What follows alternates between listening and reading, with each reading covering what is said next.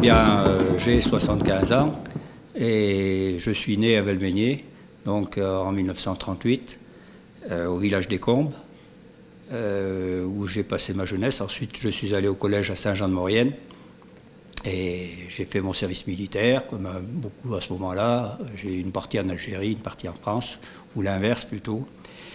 J'ai travaillé pratiquement une bonne partie de ma vie à Métaltemp, l'usine qui se trouve au fond de la vallée, comme beaucoup de gens d'ici, de Valmeinier. Ben avec Valmeinier, bon, je suis toujours resté attaché à Valmeinier. Mes parents donc, restaient à Valmeinier. Ma mère a vécu toute seule au village des Combes jusqu'à l'âge de 82 ans. Il restait plus que 2 habitants, Noras Nicolas, et puis ma mère qui vivait seule à Valmeinier, quoi. Ce qui fait que moi, j'étais souvent donc à Valmeinier et je suis resté très attaché à la commune, quoi. Depuis pas mal d'années, on parlait du site de Valmeinier comme un site exploitable pour en faire une station de sport d'hiver. Le plan d'aménagement de la montagne, des gens s'étaient déjà déplacés, avaient même donné un coup de bulle pour pouvoir aller au fond de la vallée en 4x4, enfin plus exactement en Jeep à l'époque. Et ça, c'était dans les années 60 où beaucoup de stations émergeaient, Courchevel, etc., La Plagne, tout ça. Et le maire de l'époque, donc, avait des contacts avec quelques parlementaires et des gens du service d'aménagement de la montagne. À l'époque, le maire Baudin, qui était maire depuis la guerre, depuis une vingtaine d'années, parlait déjà de stations, de grandes stations à Valmeinier. C'était une super station. Il parlait de 10 000 lits. Le curé lui posait la question, mais des lits à une place ou 2 places? Bon, et donc il n'a rien fait, puisque par la suite, donc, il s'est représenté, mais il n'a pas été élu. Est arrivé un monsieur qui avait des origines de Valmeinier, qui était grenoblois, qui était à la fois entrepreneur et promoteur, et qui a eu, lui, réellement des contacts sérieux avec l'aménagement de la montagne. Et donc avait élaboré un projet pour le fond de Valmeinier, tel que ça avait été prévu à l'origine. C'était une super station intégrée au fond de Valmeinier avec héliport et tout ce que l'on voulait, quoi. Alors c'est ce qui nous a un peu réveillés, les gens du coin. On ne voulait pas tellement de cette station-là, de ce style de station. Tout d'abord parce que le projet qui avait été dessiné, c'était une route qui passait entre les 2 villages de Valmeinier, le chef-lieu et la ville dessus, sans tenir compte des gens. Donc ils étaient pratiquement ensevelis sous les remblais. Et donc avec 10 km de route, on arrivait au fond de Valmeinier. Ce qui ne nous plaisait pas, parce qu'en plus, donc, il avait été prévu de récupérer la totalité des terrains des privés. La commune cédait à ce groupe l'ensemble des terrains communaux. Et déjà, quand on est arrivé, il y avait une somme qui avait été débloquée, je ne sais pas par qui, mais M. Cambeau, à l'époque, que j'avais rencontré au début de mon mandat, m'avait dit « On a 2 millions de francs qui sont réservés pour les acquisitions foncières ». Sachant que les acquisitions foncières, le privé représentait 800 hectares. Alors 2 millions, non pas d'euros, mais de francs à l'époque, ça ne faisait pas grand-chose. Ça faisait à peu près 25 centimes d'euros par mètre carré, y compris les chalets, donc un peu moins. Et ce qu'on ne voulait surtout pas, c'est que les gens de Valmeinier soient spoliés et qu'ils ne participent en aucune façon, ils ne tiraient aucun profit de cette superstation, quoi. C'était absolument impensable que les gens de Valmeinier puissent participer à une telle opération. Nous, ce que l'on voulait, c'était une station où les gens participent, qu'ils la créent eux-mêmes, et donc qu'ils puissent vivre au pays. Philippe Baudin, donc je travaille sur Valmeinier 1800 en ce moment. Et donc à l'époque du début de la station, donc on était pas mal de jeunes, on était partis. Parce qu'il n'y avait plus rien sur Valmeinier. Moi, j'avais la chance. Ma mère était à l'époque institutrice sur la commune. Je ne suis pas né à Valmeinier parce que je suis né le 2 juillet, donc comme elle était chez ses parents à Chambéry, je suis né à Chambéry. Voilà pourquoi. Donc, ce qu'il faut dire, c'est qu'au départ, il y a des gens qui... Alors, le plan neige, Maurice en a très bien parlé. Je crois qu'il y a des gens qui voulaient faire une grosse station dans le fond. Mais il y a des gens de Valmeinier qui avaient déjà eu l'idée de faire des petites remontées sur la partie basse, sur le village, sur 1500. Ils avaient fait un téléski, ils avaient même monté, au départ c'était un bâtiment pour une entreprise de travaux publics, ils s'étaient même monté en scope, donc c'était une des premières scopes qui avait dû se créer enfin, je pense, à l'époque. Et donc ils avaient fait après un hôtel. Et ce que je pense, moi à l'époque qui était très jeune, hein, parce que je suis né en 1955, et donc ça c'est dans les années 60, et les souvenirs que j'en ai, c'est que c'est vrai que les élus de l'époque n'ont pas trop cru, parce qu'il y avait encore beaucoup d'agriculteurs. Les gens faisaient agriculteurs et allaient travailler sur l'usine à Saint-Michel. Donc il y avait beaucoup de gens, pratiquement tout le monde partait travailler à l'usine. Et comme ils n'ont pas été très aidés, ben, le projet, ils ont fait quand même leur téléski, hein, ils ont même été assez embêtés par les services de l'État à l'époque. Hein. L'ingénieur avait demandé des contraintes pour un petit téléski, il fallait qu'on remplisse les poteaux en béton pour avoir les autorisations, à tel point qu'ils ont eu l'autorisation d'exploiter avant le permis de construire du téléski. Etc. Quand on est arrivé, il n'y avait rien, on peut dire vraiment rien. Le réseau d'électricité était encore en 110-220 volts sur des poteaux bois qui étaient en plus que mauvais état. Il n'y avait pas de réseau d'eau et les villages avaient une source par village ou un captage sur le ruisseau. On ne savait pas très bien par quel bout prendre la chose. D'autant plus que les services d'aménagement de la montagne étaient peu favorables à ce que l'on développe le bas de Valmeinier. Ça gênait, ça risquait de gêner donc l'opération qui restait en vue pour le fond de Valmeinier. Parce qu'ils n'avaient pas abandonné l'idée. Toujours est-il qu'après, il a fallu plutôt se battre contre les services d'aménagement de la montagne que penser avoir une aide de leur part. Hein, il a fallu négocier, même jusqu'au permis de construire, pour les remontées mécaniques sur le Cré du Quart. Ce qui fait qu'on a pu faire les remontées. Puis entre-temps, il y a aussi eu un autre phénomène, c'est qu'en 1973, il y a eu la crise, la guerre du Golfe, la crise pétrolière, et on a dit, bon, ben, les stations à plus de 2000 mètres, c'est fini, on n'en veut plus, ça coûte trop cher. Donc c'est à ce moment-là que pratiquement le fond de Valmeinier, on n'en a plus tellement parlé, ça a été pratiquement abandonné à ce moment-là. Et on a pu faire, lancer ça, mais restait toujours le problème, c'est que des remontées mécaniques, on peut commencer par là, on avait un peu d'argent, parce que la commune percevait une taxe professionnelle d'EDF relativement importante, et on a donc pu emprunter sans trop de difficultés auprès des banques, compte tenu donc, des ressources de la commune. Mais le problème restait l'hébergement. S'il n'y a pas d'hébergement, c'est difficile de faire tourner la remontée mécanique. Lancer les deux de front, l'hébergement, si c'est un promoteur, c'est facile. Bon, il a l'argent, ou il a l'argent des banques derrière qui peuvent assurer. Ce n'était pas notre cas. Donc il fallait que les particuliers se débrouillent. Pour relancer les particuliers, il fallait qu'il y ait les remontées mécaniques. Et on a déjà fait une chose. Les écoles, pratiquement, la dernière école a fermé 2 ans après notre arrivée, puisqu'il n'y avait plus personne, il restait 3 enfants.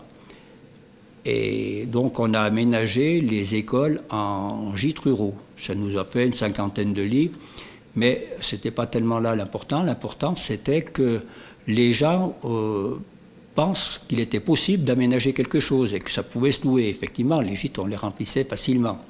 Donc les gens se sont précipités un peu pour aménager leur habitation. La plupart des gens étaient partis habiter Saint-Michel, mais restaient propriétaires d'une maison à Valmeinier.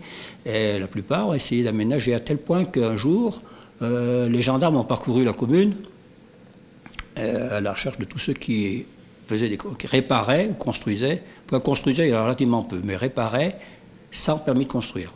Parce qu'on ne pouvait pas avoir un permis de construire parce qu'il n'y avait pas l'eau, il n'y avait pas les égouts, et souvent pas l'accès. Bon, ce qui fait qu'on s'est retrouvé avec 80 procès-verbaux. Et ce qu'il faut dire, c'est que c'est vrai, à l'époque, il n'y avait plus personne qui habitait pratiquement. Enfin, il n'y avait plus que 2-3 familles qui habitaient. L'école, les gens, mes cousins, par exemple, étaient encore à l'école ici. Et moi, j'ai des souvenirs où ils allaient même à l'école au Sénière après, parce qu'à Saint-Michel, il n'y avait plus d'école, donc ils allaient au Sénière à l'école. Donc nous, on est tous partis. On est partis travailleurs. Moi, moins que j'habitais Saint-Michel, mes parents avaient déménagé. Comme ma mère était nommée institutrice, je suis allé travailler à Paris. Et d'autres gens sont partis. Et quand l'équipe de Maurice s'est représentée, donc ils ont voulu repartir à la station, ça a fait quand même revenir les gens, même s'ils n'ont pas pu habiter là parce qu'il n'y avait pas d'emploi, revenir les gens au pays. Et comme il l'a dit, tous les gens se sont mis à réparer leur maison, alors sans autorisation bien sûr, ou avec l'autorisation du maire par contre. Tous avaient un papier signé du maire comme quoi ils étaient autorisés à réparer la maison, sans permis de construire, parce qu'à l'époque c'est vrai qu'il n'y avait pas d'eau potable, pas d'eau potable, pas de réseau, il n'y avait rien. Donc, mais tous les gens du pays se sont bien motivés, ont bien réparé leur maison pour faire des appartements, pour les louer, en complément de la commune qui avait réparé toutes les écoles qui étaient fermées, qui avaient fait des gîtes. Et les premières remontées, moi qui étais jeune à l'époque, les souvenirs, c'est que la commune organisait, les remontées avaient été tracées sous le Cré du Quart, parce qu'il fallait qu'on rejoigne Valloire, c'était la seule solution pour arriver à s'en sortir, de faire un domaine commun. Et la commune organisait elle-même, donc elle avait fait tracer les remontées par des services compétents, et pour les couper le bois, pour que ça coûte moins d'argent possible, eh ben, il y avait des dimanches, tous les dimanches, toute la population était invitée à venir couper ces bois, donc on allait couper, on avait le casse-croûte à midi, et on retournait l'après-midi couper, donc on avait coupé le tracé des remontées, coupé tout le tracé des pistes. C'est vrai qu'à l'époque, il y avait quand même sur 1500 moins d'arbres que maintenant, hein. Ça aurait été plus compliqué maintenant, mais à l'époque, et on a passé moi qui étais jeune, on a passé des dimanches magnifiques, on était tous réunis, les anciens, les jeunes, et on coupait le bois. Voilà, donc ce qui a un peu démarré. Et aussi autre chose, il y a un bâtiment, à l'époque, il fallait quand même qu'il y ait un bâtiment un peu central pour vendre les forfaits. Donc il y avait des gens qui s'étaient associés à l'époque en SCI, si je ne me trompe pas, pour arriver à monter ce bâtiment. Il y avait une salle communale qui avait été faite dedans, on appelait ça une salle hors sac, c'était une salle pour manger. Et moi j'ai des souvenirs, à l'époque j'étais jeune président du ski club, et c'était le ski club qui prêtait son nom comme association pour arriver à avoir la licence 4 pour pouvoir vendre des boissons et vendre aux gens qui venaient, parce que c'était la seule salle qui pouvait accueillir au départ des remontées mécaniques. Mais les gens ont quand même continué après à réparer un peu, ce qui nous a fait un peu d'hébergement. Mais enfin, ça restait quand même difficile, c'est vrai. Le particulier, ça ne fait pas des quantités de lits qui permettent de faire tourner une station. On arrivait à peine à rembourser les emprunts que l'on avait fait, encore que les emprunts n'étaient pas très importants, quoi. Puis on a eu quelques problèmes, effectivement, les premières années, parce qu'il y avait un enneigement déficient vraiment important pendant 2 ou 3 ans. Et heureusement, donc là, c'était le coup de chance. Donc, il s'était assuré la garantie du département pour le remboursement des emprunts, sinon il n'aurait jamais pu payer. Et ce qui fait que c'est le département qui, pendant des années, a payé la station de Valmeinier, ce qui fait que ça a été une très bonne affaire en fin de compte, quoi. C'est pas ce que je pensais au départ, mais en fin de compte, les circonstances font que c'était une bonne opération. Ensuite, au conseil municipal, en 79, au moment du changement, quand Maurice a laissé sa place, donc à l'époque, quand il a laissé sa place de maire, il y a des gens qui ont souhaité s'arrêter, donc il y avait 2 places, et c'est à l'époque où je suis rentré, donc en 79 au conseil municipal. Mais ils avaient déjà préparé aussi, ils s'étaient quand même dit, bon, les gîtes de la commune, il y en a pas assez, les particuliers, ça ne représente pas grand-chose, hein. Je crois que le forfait à l'époque était à 7 ou 8 euros la journée, il me semble, donc le chiffre d'affaires était dérisoire, donc on n'arrivait pas, il fallait quand même faire des lits. Donc ils avaient déjà décidé de faire des lits, ce qu'on appelle entre les 2 villes. Donc ils avaient déjà fait une UTN, hein, je crois que pas une UTN, une DUP à l'époque, pour exproprier les gens, pour pouvoir faire des lits. Et on était donc, après 79, on était parti chercher des promoteurs, et on est allé, tout le conseil municipal, sur Méribel, visiter Méribel. On est allé visiter Valmorel, pour essayer de trouver des promoteurs qui pouvaient construire ces lits pour faire redémarrer enfin, pas redémarrer parce que ça tournait, mais augmenter ce chiffre d'affaires qui manquait quand même un peu. Et moi, le souvenir que j'étais jeune conseiller, c'est qu'on a même à l'époque skié derrière Georges Mauduit, parce qu'il nous avait fait faire tout le domaine skiable de Méribel, des Trois-Vallées, et on était un peu impressionnés. Hein. Il skiait encore bien. Hein. Même nous, si on n'était pas si mauvais que ça, on était quand même derrière. Ça, c'est des gros souvenirs que j'ai. Et ça a failli démarrer, parce que c'est vrai que le souvenir, c'est que Méribel Alpinet, le promoteur de Méribel Alpina, voulait prendre toute la zone. Et au conseil, on avait dit non, il ne faut pas qu'on donne tout au même, parce que s'il y a des problèmes, si ça ne se fait pas, par exemple, eh ben on se trouve avec plus rien. Donc il a fallu aller chercher d'autres hébergeurs, d'autres promoteurs, et c'est là qu'est venu s'installer Renouveau, l'association Renouveau, qui était au Caris, qui était intéressée par faire un bâtiment, et l'année d'après, l'association qui s'appelle maintenant LVT Chemin, qui a fait aussi de bâtiments. Et donc ça nous a permis de ressouffler, même il a fallu refaire une remontée mécanique qui emmène ces gens au pied des pistes, parce que le domaine était côté Cré du Quart. Donc il y avait des soirées épiques au conseil municipal pour savoir si on mettait une navette, si on mettait un télésiège, si on mettait à l'époque c'était un petit télécabine, enfin c'était un télében avec des trains de benne. Et j'ai des souvenirs, on avait voté au conseil municipal, donc il y en avait 2 qui voulaient la navette, 4 qui voulaient ça, 5 qui voulaient ça. Donc il a fallu mettre un appareil pour emmener les gens rapidement de l'autre côté. Et puis, donc tout ça a avancé, et c'est vrai qu'à l'époque, quand Joe Muller a remplacé Maurice, qui lui était un peu plus, il brassait un peu plus, il voulait que ça se développe, et on avait quand même des difficultés sur le Cré du Quart, qui étaient quand même la construction de lits, parce que les études montraient qu'il fallait au minimum 5 à 6 000 lits pour qu'une station soit viable. Et pour faire 5 à 6 000 lits en bas, Maurice l'a très bien dit tout à l'heure, c'était trop compliqué au niveau des villages, parce que ça aurait fait trop de petits points séparés, donc ça ne marchait pas. Donc il fallait qu'on trouve une zone pour arriver à faire un gros pôle, et donc c'est la zone des Ilettes qui à l'époque a été prise, donc il a fallu déposer un dossier UTN en 83, qui a été accepté, et donc l'équipe municipale en 83 s'est représentée en disant qu'elle allait faire 1800, et voilà comment est parti 1800. Avec, si à l'époque ils avaient eu des difficultés, nous on en a encore eu, je crois qu'il y en a encore eu beaucoup plus, parce qu'il a fallu faire la route complète, et la route avait été payée par la commune. C'était une des seules routes qui amenait une station qui n'était pas départementale, même si elle est passée départementale après. Il a fallu faire des lits, donc des lits, les promoteurs sont arrivés, et on est tombé dans les 2 grosses années de crise sans neige, c'est-à-dire l'année 89, 88, 89, plus de neige. Donc il était prévu de faire sur 1800 107 000 m², enfin 100 000 m² de construction de chaude sur 1800 et 7 000 un peu plus bas sur la Saucette. Alors ça a démarré tambour battant, hein. La première année, je crois qu'en 87-88, il a dû se faire 2000 lits en 6 mois, enfin en automne, en un automne, sauf que pas de neige l'hiver. Donc tous les promoteurs ont pratiquement tous arrêté, il a fallu, donc plus personne ne voulait venir, et pendant de 90 jusqu'à 97, Maurice l'a bien expliqué, et c'est vrai que c'était... On a eu la chance d'avoir la garantie du département qui nous a bien aidé à survivre, c'était clair, hein, il fallait survivre. Parce qu'on a changé 3-4 fois de société, de nom de société, on a mangé 2-3 fois le capital de la société. Au départ, c'était une régie communale qui avait été montée par l'équipe de Maurice, hein, c'était une régie communale, donc c'était toute la commune qui gérait, qui employait les gars. Donc après, ça a été une régie touristique, après c'était une petite, plus, enfin les noms, mais après c'était une SEM à la fin, mais bon, ça a été quand même difficile. Je m'appelle Martine Noraz, je suis native de Valmeinier.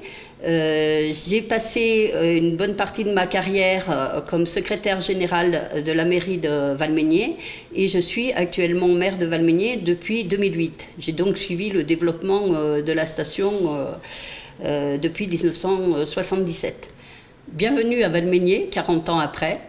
D'une commune de 80 habitants qui se mourait, les Valmineux de souche, mais aussi tous ceux qui nous ont rejoints et ceux qui nous rejoignent encore, ont fait une station de 10 000 lits avec plus de 500 habitants et un domaine skiable Galibier-Tabor de 150 km de piste qu'on partage avec notre voisine de Valloire.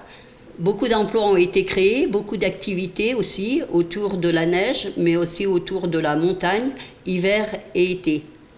En effet, dans les années 60, le refus du plan neige ont permis de conserver dans le fond de Valmeinier 2500 hectares de nature, dont une partie est préservée dans le cadre du site classé du Mont Tabor, que nous partageons avec la commune d'Orel et celle de Modane. C'est un réservoir de diversité faunistique et floristique. Il faut bien sûr préserver ces zones de montagne qui sont des zones de ressourcement, mais il faut aussi penser à préserver l'activité économique et permettre aux agents économiques de la station de continuer à faire leur travail dans de bonnes conditions afin d'accueillir les clients dans les meilleures conditions possibles. L'avenir des stations de ski est peut-être à rechercher dans l'allongement des saisons en mai-juin, mais aussi en septembre-octobre, car au printemps et à l'automne, la montagne est très belle aussi.